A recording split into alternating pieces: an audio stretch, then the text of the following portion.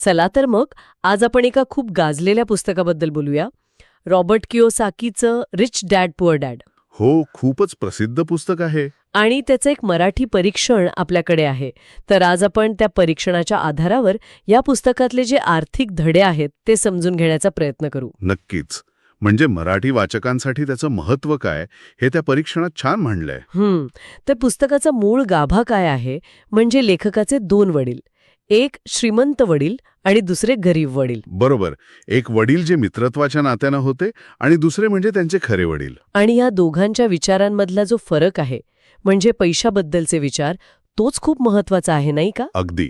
तोच फरक आर्थिक शिक्षणाचे वेगवेगळे पैलू आपल्यासमोर आणतो. परीक्षणात पण हाच मुद्दा सुरुवातीला घेतला आहे. म्हणजे सुरुवातच होते ती पारंपरिक शिक्षण पद्धतीवरच्या टीकेने. हो, म्हणजे परीक्षण म्हणतं की आपली शिक्षण पद्धत आपल्याला नोकरीसाठी तयार करते, पण पैसे कसे हाताळावेत हे नाही शिकवत. बरोबर.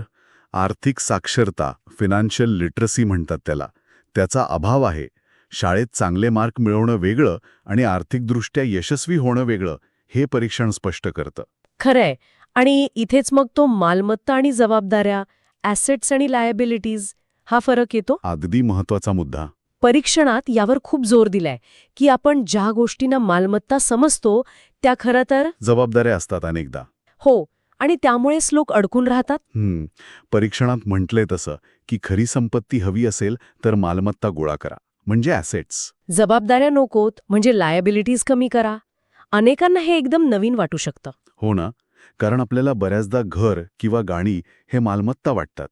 पण जर ते तुमच्या खिशातून पैसे काढत असतील तर त्या जबाबदाऱ्या झाल्या. बरोबर.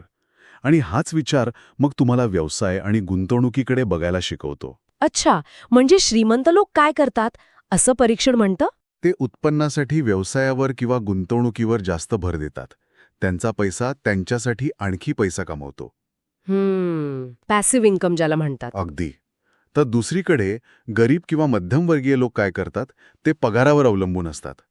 म्हणजे ते स्वतःचा वेळ आणि श्रम विकून पैसे कमावतात. बरोबर. यालाच कियोसाकी रॅट रेस म्हणतात, म्हणजे उंदरांची शर्यत.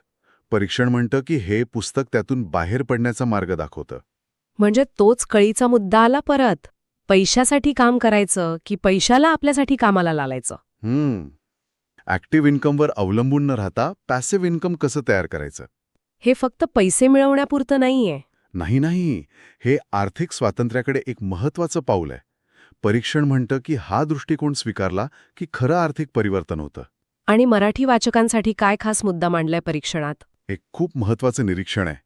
आपल्या समाजात म्हणजे मराठी समाजात आजही पैशांबद्दल, गुंतवणुकीबद्दल बोलायला लोक कचरतात. हो, ते आहे. मोकळेपणाने चर्चा होत नाही. बरोबर. विषय टाळले जातात किंवा कमी महत्त्वाचे मानले जातात.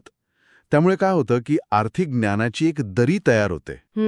अशा वेळी हे पुस्तक जे सोप्या भाषेत या गोष्टी समजावतं, ते मराठी वाचकांसाठी खूप महत्त्वाचं ठरतं, असं परीक्षण ठासून सांगतं. म्हणजे हे पुस्तक वाचण्याचे फायदे काय काय सांगितले आहेत परीक्षणात? पहिलं म्हणजे अर्थातच आर्थिक साक्षरता वाढते. पैसा कसा काम करतो हे समजतं. ठीक आहे. दुसरं, गुंतवणुकीचं महत्त्व कळतं.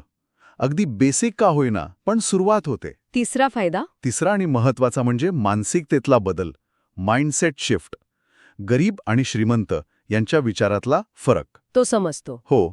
आणि चौथा म्हणजे अनेकांना प्रेरणा मिळते स्वतःचा मार्ग निवडायची, चाकोरीबाहेर जाऊन विचार करायची. बरोबर. म्हणजे परीक्षण शेवटी काय सांगतं की हे फक्त एक पुस्तक नाहीये.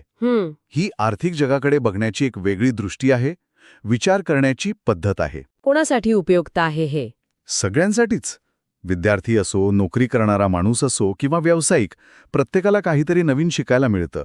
आणि मराठीतून वाचलं की संदर्भ जास्त जवळचे वाटतात. हो, ते आहे. आणि मग आर्थिक सक्षमीकरणासाठी एक दिशा मिळते, असं परीक्षणाचा एकूण सूर आहे.